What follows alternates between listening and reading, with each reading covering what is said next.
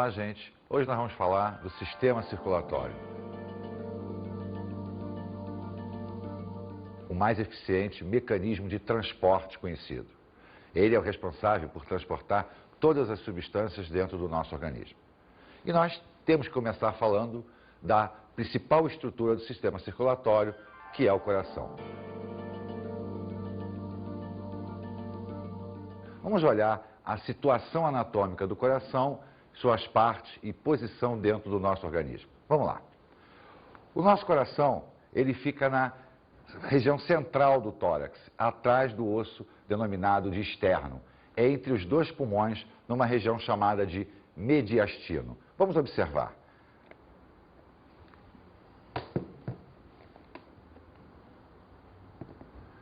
Então, reparem, o coração está na região central do tórax, entre os dois pulmões, na área do mediastino, na região divisória entre o tórax e o abdômen, né? Em cima do músculo diafragma. Vamos retirar o coração para que a gente possa observá-lo com mais detalhe. O coração, então, é formado por uma estrutura muscular denominada de miocárdio, formado por 4 câmaras, né? Ele é simétrico, ele apresenta simetria bilateral, quer dizer, um lado é simétrico ao outro. E se nós retirarmos a região anterior do coração, nós vamos observar que ele apresenta 4 câmaras, 2 superiores, 2 inferiores. As superiores são denominadas de átrios e as inferiores denominadas de ventrículo. Então, o coração humano apresenta 4 cavidades: o átrio direito, o ventrículo direito, o átrio esquerdo, o ventrículo esquerdo. Toda a movimentação sanguínea se dá através dessas câmaras. Ocorre que entre as câmaras superiores, os átrios, e as câmaras inferiores, os ventrículos, existem válvulas que vão impedir que o sangue retorne dos ventrículos para os átrios. Do átrio direito para o ventrículo direito, existe uma válvula denominada de tricúspide. Entre o átrio esquerdo e o ventrículo esquerdo, uma válvula denominada bicúspide, mais popularmente conhecida como válvula mitral. Na saída dos vasos sanguíneos também existem válvulas, sempre impedindo que haja o refluxo do sangue. Com isso, o sentido sanguíneo é sempre unidirecional. Não há refluxo, porque se houvesse, o coração começaria a apresentar dificuldade no batimento cardíaco dele. Então, essa pequena máquina bate N vezes durante toda a nossa vida, né? Desde os primórdios da formação embrionária, depois fetal, após o nosso nascimento, até ele parar de se contrair, até cessar o seu funcionamento. É interessante nós salientarmos que o batimento cardíaco, quer dizer, aquele barulho que a gente escuta dele, não é ele fazendo barulho. A musculatura não faz barulho. Se fizesse, quando nós andássemos, nós seríamos uma orquestra sinfônica. A musculatura é igual. O que faz barulho é o fechamento das válvulas. Quando as válvulas se fecham para impedir o refluxo, esse é o barulho. E quando esse barulho se altera, é porque a válvula não está funcionando direito. E aí nós conhecemos com o nome de sopro cardíaco. Na realidade, o sopro é uma falha do fechamento de uma válvula qualquer, da mitral, da tricúspide, das sublunares, que são as que controlam a saída vascular.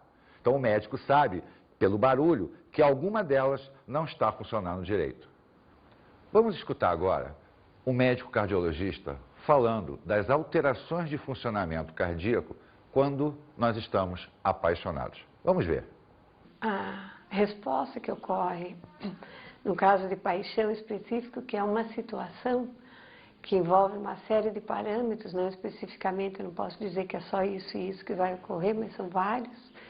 Depende também da personalidade da pessoa envolvida na paixão. No caso, dependendo do sexo, a resposta é diferente, e dependendo da personalidade da pessoa, se ela é mais envolvida afetivamente ou não, isso tudo interfere na resposta. A resposta básica, no caso da paixão, seria uma adaptação circulatória específica causada pelo desencadeamento de descarga hormonal que ocorre para suprir a demanda energética provocada pelo sentimento. Então, a sensação física altamente, no caso, provocante, que faz com que haja uma descarga hormonal de todos os hormônios envolvidos numa resposta de alerta. Então, a pessoa causa o seguinte: eu descarrego no meu sangue adrenalina, noradrenalina, epinefrina, cortisol, serotonina, todas as substâncias envolvidas nessa atitude de alerta do organismo. Quer dizer, eu vou deixar meu corpo pronto para agir nesse sentido. Isso é uma resposta fisiológica que a gente tem que interpretar como também um estímulo específico para manter a raça em dia, procriação, né? Então, eu deixo o sistema pronto para agir, para ficar mais alerta, mais ativo. Essas substâncias todas causam alterações específicas em vários órgãos. Então, eu vou causar o quê? Vasodilatação, para que haja um aumento de aporte de sangue e oxigênio para os órgãos na hora que eu precisar utilizar esses órgãos. Vai haver um aumento da frequência cardíaca e um aumento da pressão arterial, que são secundárias ao aumento da demanda circulatória. Então, a pessoa sente o coração bater mais rápido e sente que fica assim, alta, extasiada, justamente causada pela secreção de outros hormônios, por exemplo, a serotonina e a endorfina. Esses hormônios, inclusive, se mantêm e a pessoa sente que está mais leve. Isso dá essa sensação de prazer, que são substâncias justamente que interferem no sistema límbico do cérebro e que dão essa sensação de bem-estar, entende? Então, essas alterações cardíacas, circulatórias, são basicamente para colocar a pessoa numa situação de maior demanda, de eventualmente ela ter, por exemplo, um envolvimento sexual, em que ela vai utilizar todas essas alterações. Bem, nós sabemos que as alterações emocionais acabam interferindo no funcionamento cardíaco. Isso porque todo o sistema automático, seja ele circulatório, respiratório, urinário, ele depende do funcionamento do nosso chamado sistema nervoso autônomo, muito ligado ao sistema nervoso central. Então, as emoções interferem fundamentalmente na frequência cardíaca, no nosso dia a dia, no nosso funcionamento orgânico. Vamos falar agora dos vasos sanguíneos. Vamos dar uma olhada inicialmente aqui na nossa modelo. Nós observamos que existem vasos pintados de azul e de vermelho. Na realidade, essa nomenclatura aqui é para demonstrar a diferença de sangue, um com maior concentração de oxigênio, lembra? Do sangue arterial, pressão parcial de oxigênio alta, e o venoso, pressão parcial de gás carbônico alta. Porém, existem 3 tipos de vasos básicos: as artérias, as veias e os capilares, e 2 ramificações, as arteríolas e as vênulas. O que significa cada uma delas? As artérias são vasos sanguíneos de parede muscular bem grossa, que tem a função de levar o sangue do coração para qualquer parte do corpo. Então, a artéria é o vaso sanguíneo que afasta o sangue do coração. Por outro lado, a veia é o vaso de retorno, é aquele que vai trazer o sangue de volta para o coração. Acontece que, na grande maioria dos casos, as veias funcionam em sentido antigravitacional, ou seja, o fluxo sanguíneo delas é contra a força da gravidade. Por esta razão, as veias possuem válvulas internas que impedem o refluxo do sangue, mantendo sempre esse sangue no sentido unidirecional, do corpo para o coração. Com o passar do tempo, idade, fatores genéticos, posturas de trabalho, essas válvulas começam a não mais fechar direito, elas permitem o refluxo sanguíneo, provocando um fenômeno que nós conhecemos como varizes. Então, as varizes, na realidade, aparecem em decorrência do mau funcionamento das válvulas de refluxo, permitindo o refluxo do sangue, que vai se encontrar com o sangue no sentido normal, provocando a dilatação do vaso sanguíneo. O capilar é o elo de ligação entre o sistema arterial e o sistema venoso. É através do capilar que ocorre a troca entre o sangue, as células e o sangue. A parede do capilar ela é formada por uma única camada de células para permitir que as substâncias atravessem por difusão, por osmose, passem do sangue para o meio, do meio para o sangue. Só que existe uma diferença muito grande de calibre entre artéria, veia e capilar. Por esta razão, nós temos dois vasos que são as ramificações, o elo de ligação entre esses dois sistemas. São as arteríolas, que são as ramificações das artérias, as vênulas, que são as ramificações das veias. Então, se nós observarmos de uma maneira bem ampla o sistema circulatório, o sangue sairia pelas artérias, arteríolas, capilares. Capilares, vênulas, veias, de volta ao coração. Ou seja, o nosso sistema, ele é fechado. O sangue circula apenas dentro dos vasos sanguíneos. Nós vamos observar agora os principais vasos sanguíneos ligados diretamente ao coração. Vamos ver. Nós temos aqui em vermelho a maior artéria do nosso corpo, que é a artéria aorta. Ela sai do ventrículo esquerdo, que é esse trecho aqui, faz isso, e a partir dela todo o sangue será distribuído para o corpo. Esse outro grande vaso azul aqui é a veia cava, que recolhe o sangue proveniente do corpo. Nós temos a cava inferior e a cava superior. Ela recolhe o sangue cabeça, tronco e o restante do corpo, entrando no átrio direito. Esse outro vaso azulzinho aqui é a artéria pulmonar. Ela vai levar o sangue do ventrículo direito para os pulmões, para que possa ocorrer a hematose. Feita a hematose, o sangue retorna ao átrio esquerdo através das veias pulmonares. Vamos dar uma olhada em detalhe. Então nós temos aqui a artéria aorta, que vai partir do ventrículo esquerdo para o corpo, a veia cava, que traz do corpo para o átrio direito, a artéria pulmonar, que leva o sangue do ventrículo direito para os pulmões, e as veias pulmonares, que trazem o sangue do pulmão para o coração. Observe que nós sempre aprendemos que a artéria carrega sangue rico em oxigênio e veia carrega sangue rico em gás carbônico. Aqui está a prova de que isso não é verdade. Essa artéria aqui está levando um sangue com alta pressão de CO2 para que ocorra a hematose. E essas veias aqui estão trazendo um sangue com alta pressão de O2 de volta da hematose. Então, na realidade, a nomenclatura de artéria e veia não se dá pelo conteúdo do gás no sangue, e sim pelo sentido do sangue. Quando parte do coração, é uma artéria. Quando retorna para o coração, é uma veia.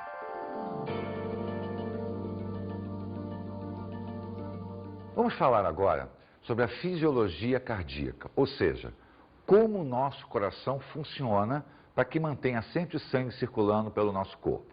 Existem dois aspectos, o aspecto nervoso e o aspecto muscular. Vamos começar a falar do aspecto nervoso, aquele que vai controlar o nosso coração. Lembrando sempre que o coração é uma estrutura independente do nosso sistema nervoso. Isso significa dizer que se o nosso sistema nervoso parar de funcionar, o nosso coração ainda funciona durante algum tempo. É o que nós chamamos de morte cerebral e morte cardíaca. Então o cérebro, ele pode parar de funcionar porque o nosso coração assume o controle automático da situação. Vamos observar aqui no nosso modelo.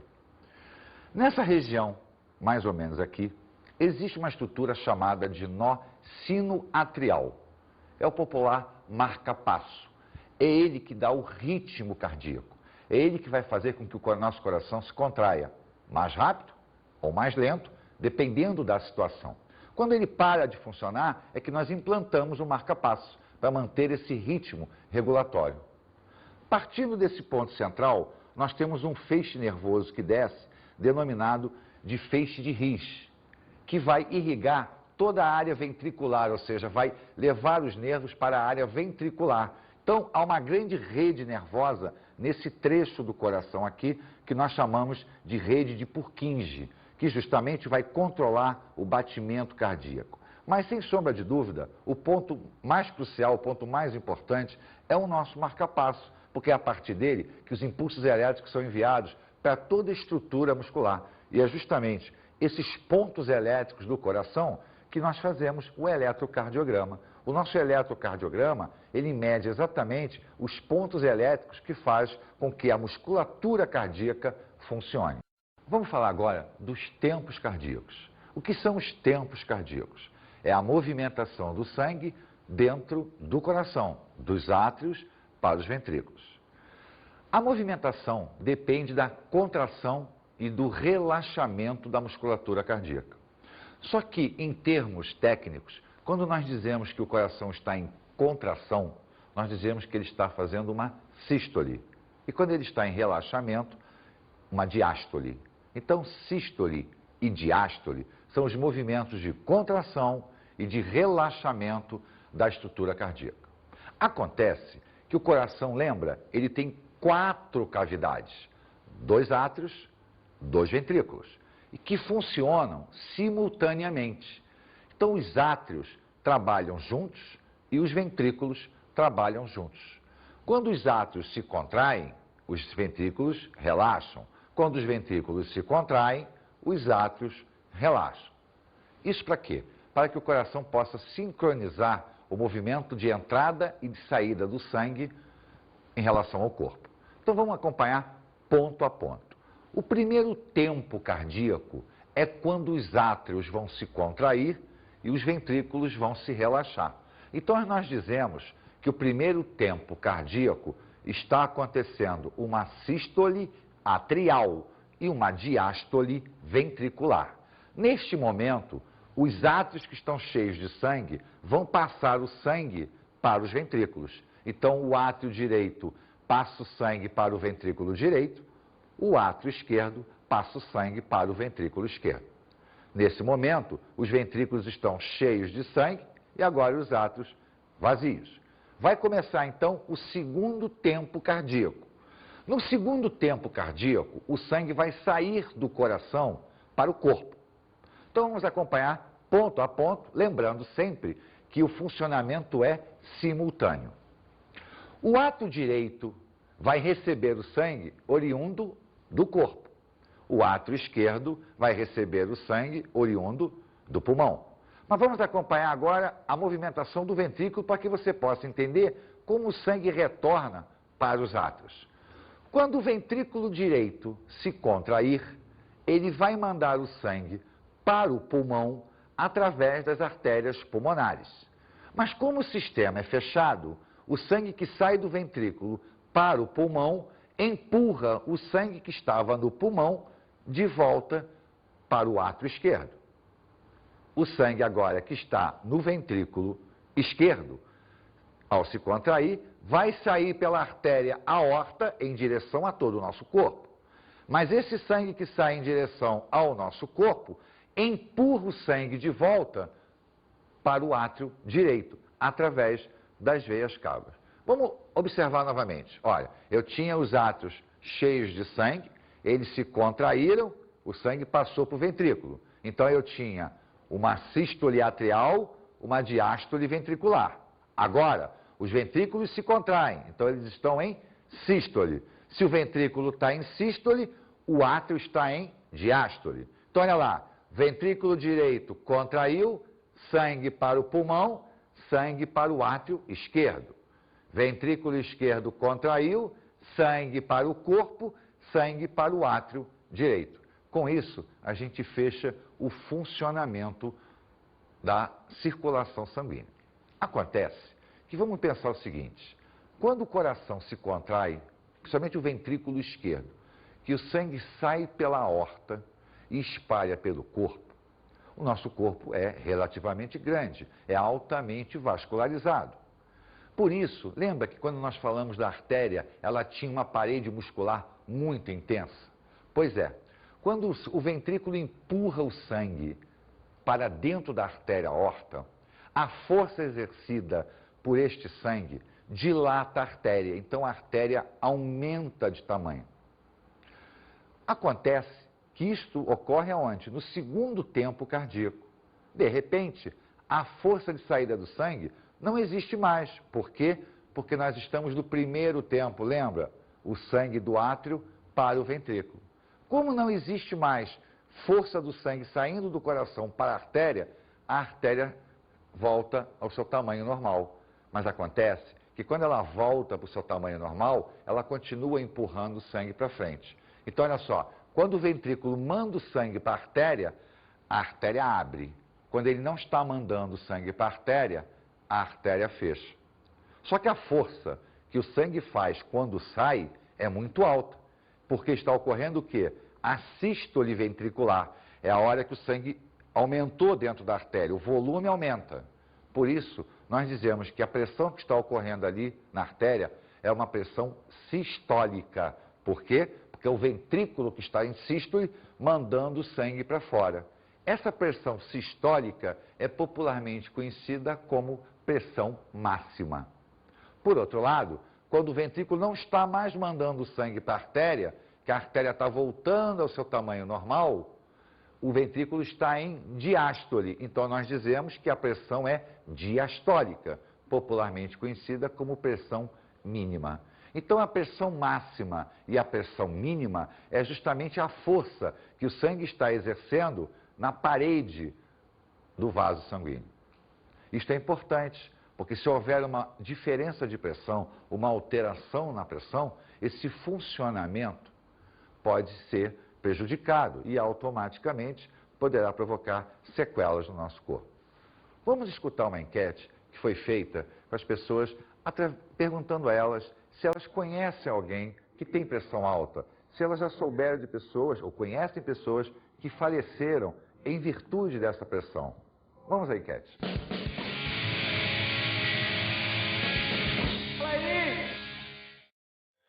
Algum de vocês conhece alguém que sofre de pressão alta ou teve algum tipo de doença cardíaca? Não, não conheço. Você? Meu pai.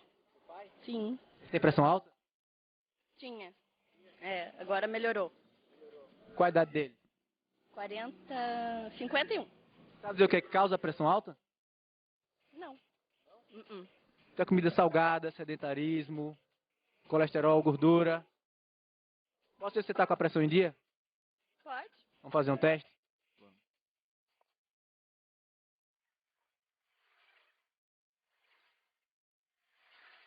Você está com a pressão em dia, sabia? Sabia. A senhora conhece alguém que sofre de pressão alta? Eu. É. O que é que a senhora faz para controlar a sua pressão? Tomo aquele Verapamil. E os hábitos alimentares da senhora são saudáveis? Eu dou Cortou sal? cortei o sal, cortei um pouco o açúcar, né?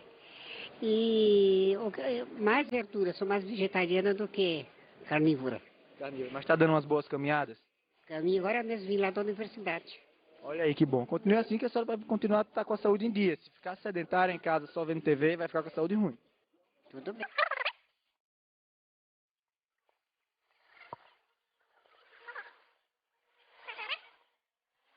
Você conhece alguém que tem a pressão alta? Não, graças a Deus a minha pressão é muito boa, toda a vida foi. Não tenho problema de pressão, não.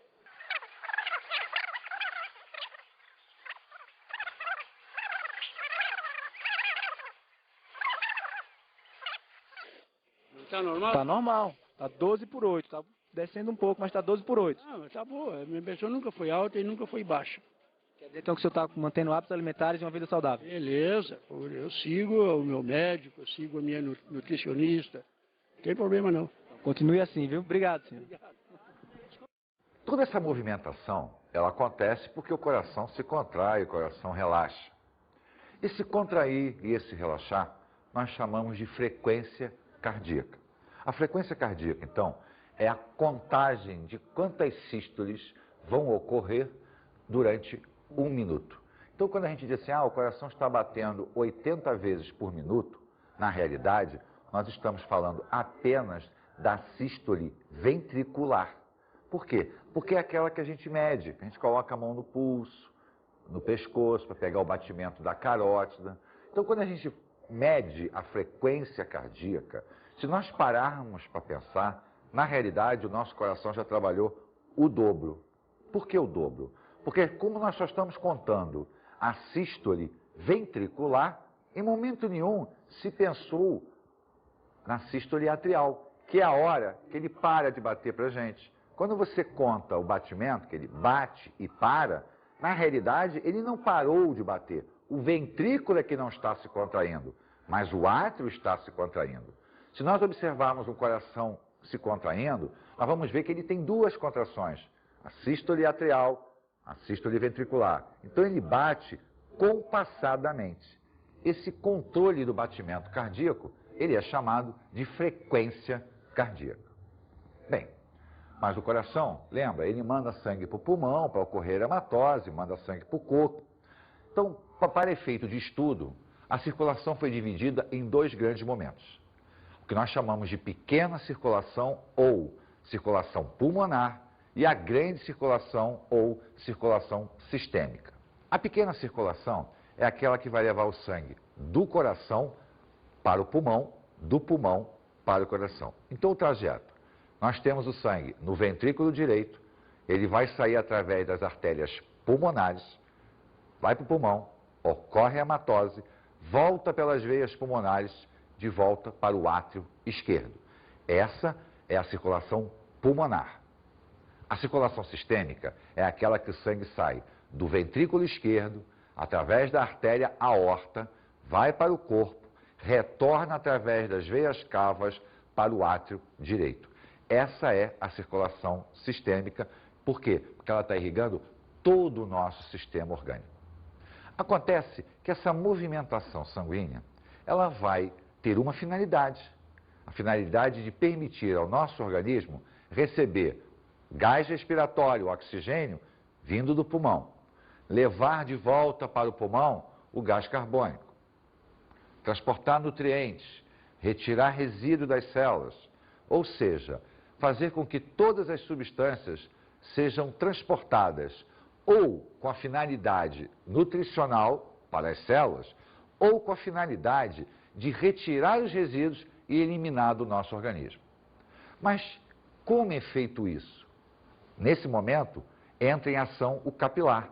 É ele que vai permitir que as substâncias dentro do sangue saiam e cheguem às células. E as que estão nas células retornem para a corrente sanguínea. Esse processo se denomina edema fisiológico. Como as substâncias saem do sangue e chegam às células, como saem das células chegam ao sangue. Esse processo se dá através da rede capilar, que é uma rede muito fina e está bem próxima às nossas células. Se nós observarmos aqui, nós vamos ver que nesse esquema existem duas marcações interessantes, o capilar arterial e o capilar venoso. É bom salientar que não existe um capilar arterial ou um capilar venoso. Capilar é capilar. Essa classificação aqui é feita para que a gente possa entender aonde o capilar está ligado.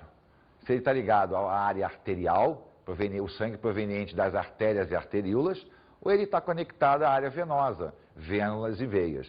Com isso a gente pode entender o fluxo sanguíneo. Ele vai sempre entrar pelo lado arterial e sair pelo lado venoso. Acontece o seguinte, à medida que o sangue caminha da artéria, arteríola e capilar, o tamanho do vaso reduz. Consequentemente, à medida que eu reduzo o tamanho do vaso, a pressão do sangue dentro dele aumenta violentamente. E essa força que o sangue faz na parede do vaso sanguíneo é chamada de pressão hidrostática, que nós representamos por pH. Por outro lado, o sangue é uma mistura. Água, proteína, carboidratos. Lembra do plasma? Pois é. Se ele é uma mistura, ele tem o que nós chamamos de pressão osmótica, que é a capacidade de qualquer mistura em puxar água. Quanto maior a concentração daquela mistura, mais água ela vai puxar. Lembra da osmose? Então, quanto mais água ela puxa, maior a sua pressão osmótica, que nós chamamos de PO. Então, quando o sangue chega na área do capilar arterial, a pressão hidrostática dele é infinitamente maior do que a pressão osmótica. Isso faz com que 80% do plasma que penetra no capilar extravase, ou seja, saia do capilar inundando toda a área em volta dele. Essa inundação plasmática provocada pelo extravasamento do sangue é que nós chamamos de edema. Então, o edema é a inundação do tecido por plasma sanguíneo. Neste caso, ele é fisiológico. Por quê? Porque ele está ocorrendo para que o sangue, ao banhar os tecidos, permita que as células façam a troca. Porque o plasma, ao entrar em contato com a membrana plasmática, vai permitir a difusão, o transporte passivo, o ativo, a osmose. Então, haverá uma troca entre as células e o plasma que inundou essa região e o plasma e as células, vice-versa. Acontece o seguinte, quando o plasma saiu, óbvio, ficou um pouquinho de plasma aqui dentro e também ficaram os glóbulos sanguíneos, grandes proteínas que não passam pelos poros dos capilares. Só que o grande volume de água veio para fora.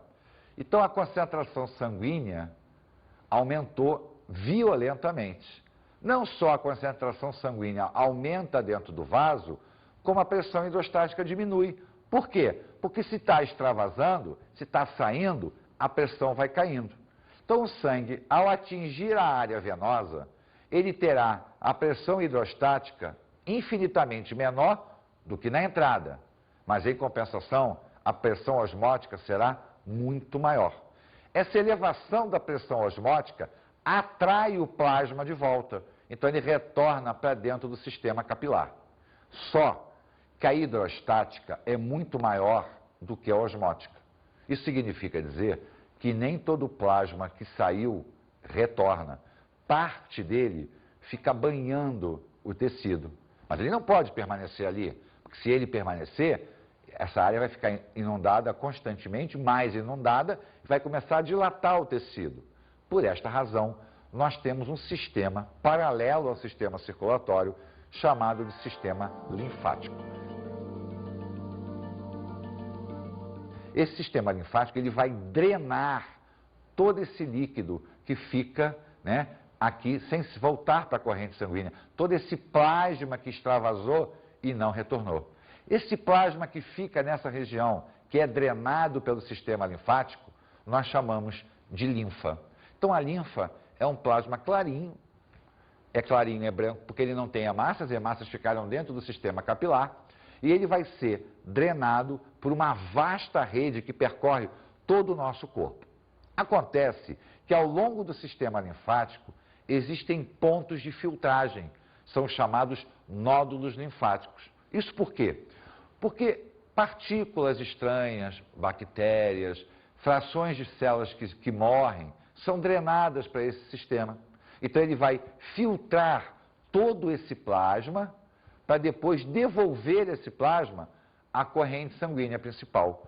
Nós possuímos dois grandes troncos linfáticos que vão se conectar às chamadas veias subclávicas, que estão na área de cima do nosso ombro. Então ele vem recolhendo todo o plasma, filtrando tudo, né, filtrando a linfa, e depois devolve para a corrente sanguínea, restabelecendo o fluxo. Em determinados pontos do nosso corpo, nós temos uns nódulos linfáticos maiores, mais potentes, na região da virilha, na região da axila e no pescoço.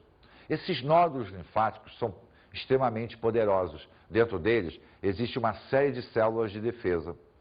Quando essa drenagem captura alguma bactéria, algum agente infeccioso muito potente, ele fica preso nesses nódulos.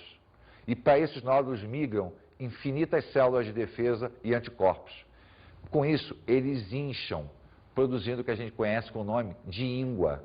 A íngua, na realidade, é um aumento de um nódulo linfático por bloqueio de um agente patológico. Então, além de permitir que o sangue leve às células os nutrientes e os gases respiratórios, o sistema também limpa os tecidos, retirando resíduos existentes neles, patogênicos ou não, filtrando isso e devolvendo a circulação sanguínea normal. Vamos falar agora nas principais doenças cardiovasculares. A primeira, talvez a mais famosa, é a arteriosclerose. Que é isso que significa? É o inchaço, é a inflamação da artéria por depósito de gordura. Então a gordura penetra no sistema arterial cria um processo inflamatório e a luz arterial, quer dizer, a passagem do sangue, começa a ficar reduzida. A segunda, e não menos famosa, é a isquemia cerebral, popularmente conhecida como derrame. Na realidade, tá, você tem o aperto do vaso, tá, e interrupção do fluxo sanguíneo. Às vezes, um processo de hipertensão acaba provocando que esse vaso arrebente, o que a gente chama de acidente vascular cerebral. Mas não há dúvida que a doença do mundo moderno é o infarto do miocárdio. O infarto do miocárdio é provocado pela obstrução total ou parcial das artérias coronárias. As coronárias são aquelas artérias que nascem da aorta e vão alimentar o próprio músculo cardíaco. Porém, se nós pararmos para pensar, tudo isso é reflexo da elevação da pressão sanguínea, popularmente conhecida como pressão alta. Na realidade, é uma hipertensão arterial. Lembra da força que o sangue fazia na artéria? Pois é, na hipertensão, essa força se torna constante, o que acaba danificando o sistema capilar. Não o arterial, mas o capilar pode estourar, o que provoca mau funcionamento renal, cerebral e cardíaco. Vamos às nossas dicas de estudo.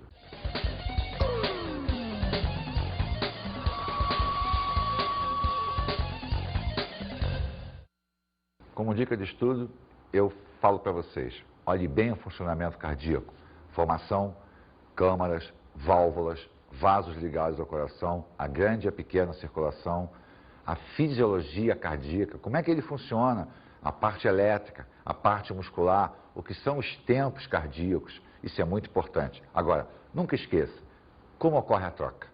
O edema fisiológico é de suma importância até para que você possa entender o porquê de existir o sistema circulatório. Ele vai mostrar para você como o sangue troca com as suas células.